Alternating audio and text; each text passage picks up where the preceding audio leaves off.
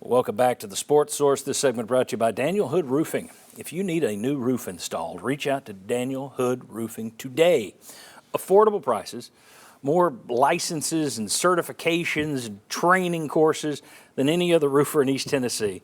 They're licensed, they're insured, with dozens of testimonials online from happy customers. You can see for yourself by going to danielhoodroofing.com and reading what your neighbors have to say. The people who've actually had Daniel and his team put roofs in their homes, you're going to see a lot of great comments. danielhoodroofing.com. Erica standing by to take your phone call today. All right, back with Jimmy, Josh, Sterling, Bob. Chuck just covered it. Alabama's deep passing game is warming up, but they are still haunted by sacks. Arkansas got 5 yesterday, and they're not exactly tearing it up on the ground like a typical Alabama team. So their offensive line is struggling, which seems to go against your strength, your defensive line. If you're Alabama, how do you attack Tennessee? I'm looking at 3 ways. One, I'm going to run some screen passes against them to try to slow down the pass rush. The other thing that I know, I talked to Coach many years ago talking about pass rush. He said one of the things he would do is run draws against really good pass rushers. When they start spreading out wide on the edge on the rush, run draws underneath it. And then quarterback draws as well. Run your quarterback a lot. And Milroe is very capable of doing that. So those would be a couple of options Alabama might look at. By the way, in the last segment, we had a graphic up there that said Trey Burton, not Jermaine Burton. That's what happens when you're typing up graphics at 2 a.m. So my apologies. Jermaine Burton is the Alabama receiver who really ate up Texas A&M and had a few catches yesterday against Arkansas. Sterling, what's Alabama do? I'm going to put you in a place you never want to be. You're in the Alabama huddle. What do? You heard Jimmy's take. It's tough being that, put a red shirt on.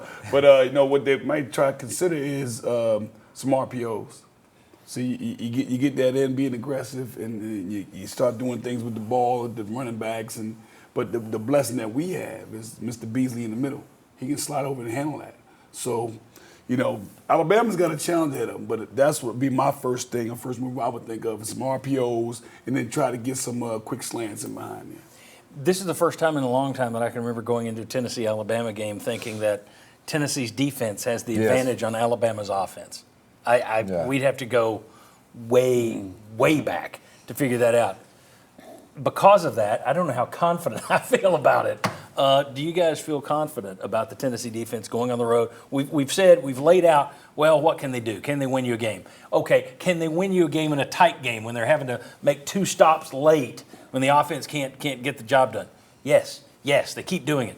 Do you feel confident this defense going down there to Tuscaloosa is going to look like this defense? Like we saw against Texas A&M, I don't know that I'm that confident. Defense is supposed to travel, though, right? It didn't into the first half in Gainesville, and that comes back to the comment earlier about that Daniel pointed to. Okay, let's see on the road. This is the big test. I mean, you're going to Tuscaloosa. They're going to be all fired up from how last year's game went too. Yeah. But that is Tennessee's best bet. So James Pierce, the way he runs can travel. He can run like that on any field. And Tyler Barron and the depth they have. So trying to force mistakes from Jalen Milroe is the plan. Mm-hmm. Tennessee's defense has played one bad half. So you've had 12 halves, you've played one bad one. So I've got confidence that they can keep playing well. What worries me a little bit, and I'm actually going back past 2022 to 2021, when Tennessee playing, let's say, Mississippi, Matt Corral, just kept running and running. You would get pressure on him and he would run. Milroe can move. And that is what worries me a little bit. The sack numbers surprise me with a quarterback that's mobile like that. But do you get pressure, and then when he breaks out, he turns a 5-yard loss into a 4, 5, 6-yard gain? That's what worries me, is his mobility. That he's running. Final words on this Tennessee defense against Alabama's offense. That seems to be. That's the topic we're talking here. There's the other side of the game, but Tennessee's defense versus Alabama's offense. I watched the highlights yesterday of that Arkansas game, and one of those long touchdowns was a total, complete bust in coverage. Is that the 80-yarder? Yes. So, you're going to have that, but if you don't bust that coverage, okay, other than that, they were having to pick their way down the field.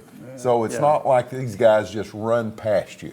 They've thrown a lot more deep balls, Alabama, the last 2 games. Since they put Milroe back in. Right, and they burned them with Burton against A&M.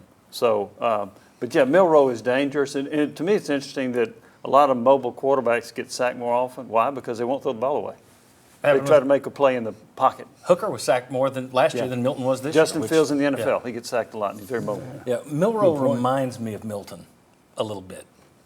It's just something that's not quite all there. It hasn't been all put together yet. Yeah, his legs are the theme of this segment, though, right? Yeah. So that's what Tennessee's going to talk about. Yeah. He also has taken hits this season, and Tennessee has been able to hit the quarterback. Mertz got banged up in that game yesterday. Max Johnson did as well. Yeah. So Alabama will be aware of that this upcoming week, too. Do you like the fact, I mean, you're an offensive guy, but do you like the fact that Tennessee's going into this one with the advantage on the defensive side of the ball? I love it. I love it because I know we finally got a situation where we can keep their offense not scoring a lot of points, and our offense, like I said, we're gonna get better. We still have the potential. We still bring back that Virginia game, put the points on the board. So I like it. All right, very good. Well, here's the thing: at some point, because all of these teams are going to have one game where this happens and it doesn't fit the rest, there is going to be a game or two coming where Tennessee hits 4 deep balls, and for Vol fans, hope that's Saturday at Tuscaloosa. By the way, one last note I wanted to point out about that defense.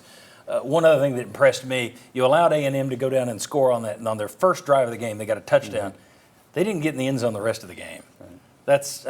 Granted, they only gave up 13 points, but still, you gave up an opening drive touchdown, and then it was almost like, oh, that's what they're going to do against us? No, we got that. And they figured it out and shut it down the rest of the game. All right, Bob, thanks for being here today. Good luck to your Vikings.